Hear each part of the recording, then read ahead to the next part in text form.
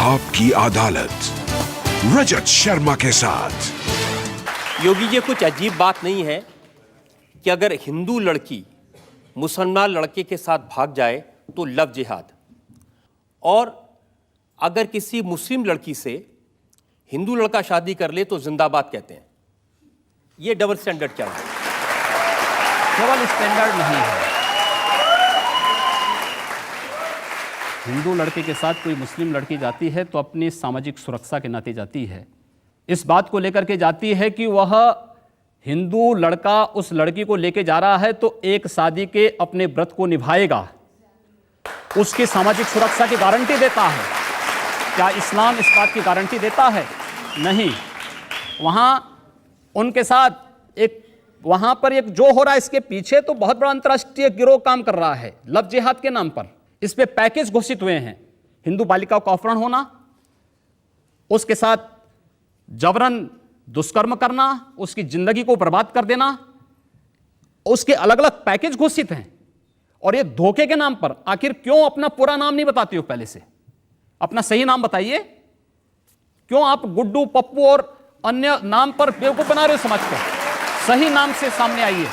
हमें आपत्ति इस बात पे नहीं, आपत्ति इस बात पर है कि लव जिहाद देश के खिलाफ अंतर्राष्ट्रीय साजिश है। और मैं ही नहीं कह रहा हूं, सन 2010 में केरल के कम्युनिस्ट मुख्यमंत्री वीएस अच्युतानंदन ने भी इस बात को कहा था कि केरल में लव जिहाद केरल को मुस्लिम मेजॉरिटी का स्टेट बनाने की एक साजिश का हिस्सा है। एक साम्यवादी मुख्यमंत्री इस बात को कहता है तो आप लोग बुरा नहीं मानते। मैं कहता हूं तो आपको बुरा लग रहा है। मुझे लगता है कि इस पर अवश्य आत्ममंथन होना चाहिए। बुरा इसलिए लग रहा है, बुरा इसलिए लग रहा है क्योंकि जो लोग प्यार मोहब्बत करते हैं वो कहते हैं कि उसमें कभी धर्म आड़े नहीं आता। वो किसी शायर ने कहा है ना उम्र की सीमा हो ना धर्म का हो बंधन, जब प्यार करे कोई तो देखे केवल मन।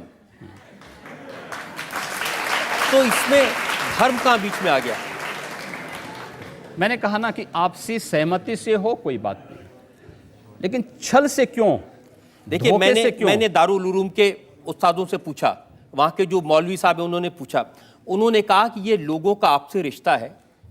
2, 4, 5 ऐसे केसेस हैं, इसको मजहब के नाम पर नफरत की आग में बदल देना, इसके लिए योगी जी जहर उगलें, ये ठीक नहीं है। उन मौलवी से इस बात को भी कहना चाहिए कि मुस्लिम लड़की जब भागती है किसी हिंदू लड़के के साथ तब भी उनको आपत्ति नहीं होनी चाहिए, तब भी उनको इसके बारे में फतवा जारी करना चाहिए। अच्छा होता देवबंद फतवा जारी करता, आईएसआईएस जो कि इराक में कर रहा है, सीरिया में कर रहा है, उसके खिलाफ ये फतवा जारी करते। कश्मीर में जो कुछ हो रहा है उसके बारे में फतवा जारी करते, अच्छा होता। पूरे देश के अंदर क्यों नहीं एक यूनिफॉर्म सिविल कोड लगा देते हैं? हम तो बहुत दिनों से, यानी ऐसा दुर्भाग्यपूर्ण स्थिति है कि इस देश का बहुसंख्यक समाज कह रहा है कि इस देश के अंदर एक समान नागरिक कानून होना चाहिए।